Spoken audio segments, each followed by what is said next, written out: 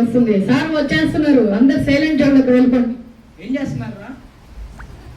నేను నిత్యానందన్. అది బాల్ అనుకున్నావు, డస్ట్ అనుకున్నావు. దాన్ని బోర్డ్ క్లీన్ చేయాలి, నీ బౌలింగ్ చేసేది కాదు. ఏంద్రా పుష్ప స్టైల్ ఆపి పుస్తకం చూడు. నేను మౌనీష్ లీడర్ కదా, ఏం చేస్తున్నావు నువ్వు? అవునా, చాలా మంచిది. సరే, ఈరోజు మనకు రాజ్యాంగం ఇచ్చిన 6 హక్కుల గురించి టెస్ట్ పెడతా. ఎవరన్నా చెప్పకపోతే ఈపు మీద రాజ్యాంగం రాస్తా. కానీ కసి ఫస్ట్ హక్కు ఏదో చెప్పు. సార్, మొదటిది సమానత్వ హక్కు సార్. ఆర్టికల్ 14 ప్రకారం చట్టం ముందర అందరూ సమానమే కదా సార్. శభాష్, అంతే.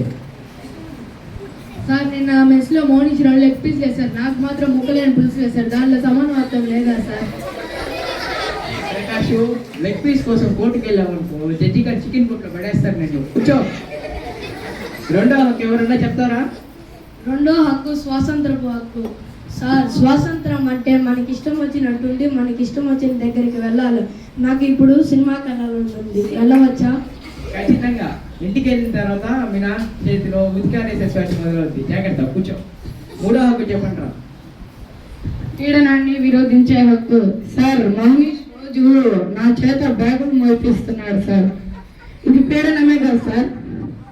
మౌనీషు, పిల్లకాయల చేత బ్యాగులు మోపడము, పిల్లకాయలు నేడిపీయడం ఇంకోసారి చేసావు అనుకో, నేను ఈసారి మీ నాన్న బయటికి అప్పగిస్తా. కూర్చో. నాలుగో హక్కు ఎవరో చెప్పండి రా.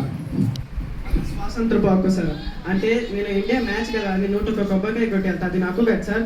ఖచ్చితంగా. కానీ ఎగ్జామ్ హాల్లో ఏం రాయకుండా సైరామ్ అని రాసి వదిలేసి ఆ దేవుడు కూడా కాపాడలేదు. నేను అప్పుడు నా హక్కు ఏంటో తెలుసా? నిన్ను ఫెయిల్ చేయడం. కూర్చో. ఐదో హక్కు ఎవరన్నా చెప్తారా? ఇదేందో నిద్రపోతుంది. విద్యా సంస్కృతి హక్కే కదా సార్. 5 అదే చెప్పు. సార్, రోజు రాత్రులు సెల్ ఫోన్ నొక్కి పోగులు క్లాస్లో నిద్రపోవడం మా సంస్కృతి సార్. ఇది రాజ్యాంగం గౌరవించాలి కదా. కుంభకర్ణ, అది మైనారిటీ సంస్కృతి కాపాడుకోవడానికి హక్కురా, నీ నిద్ర సంస్కృతి కాదు. కూర్చో. వీడు మళ్ళీ నిద్రపోతున్నాడు రా. నించోలే. ఆరవది రాజ్యాంగం పరిహారపు హక్కు సార్. ఇప్పుడు ఎవరైనా మన హక్కులను లాక్కుంటే మనం సుప్రీం కోర్టుకి వెళ్ళొచ్చా?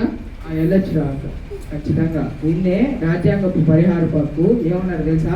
అంబేద్కర్ రాజ్యాంగపు గుండికాయ అన్నారు. సరేనా?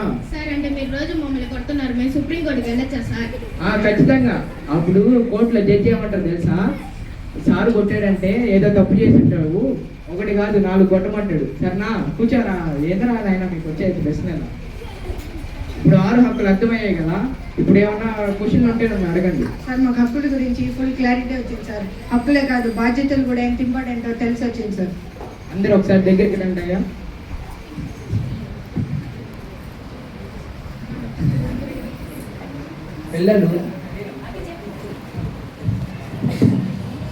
పిల్లలు హక్కుల గురించి పోరాటమే కాదు, బాధ్యతలు నెరవేర్చడం కూడా మన పౌరుల లక్షణం. అప్పుడే మన దేశం గణతంత్ర దేశం అవుతుంది. సరేనా?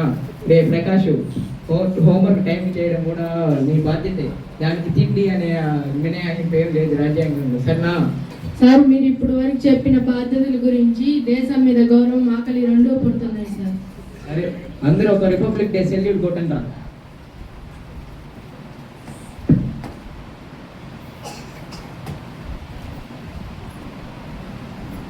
నాన్ రాకు వస్తున్నాడు. పుష్ప స్టైల్ ఆపరాడే. స్కేట్ ప్యాకెట్ పక్కన పెట్టరా. ఇప్పుడు కూడా ఏందిరా తిండే? వేలుకోరా, నిద్ర ఎందుకు పోతావురా? అయ్యా, ఇది క్రికెట్ స్టేడియం కాదు, స్కూలు. అందరూ థ్యాంక్స్.